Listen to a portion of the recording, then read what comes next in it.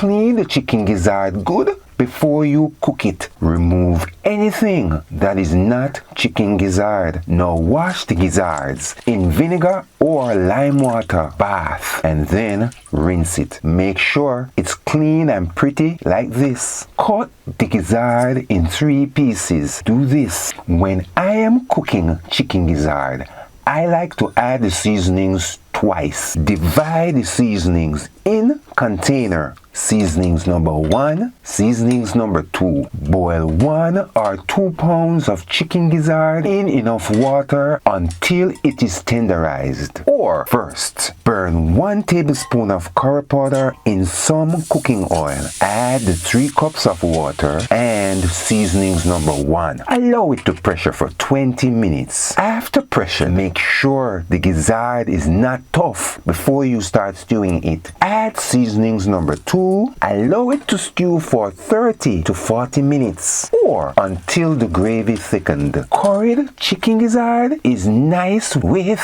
white rice or cooked food. Until next time, Megan, get the cookbook, Jamaican Food Recipes. It's a big 8x10 book with 511 pages that you can lay out on the table for easy reading.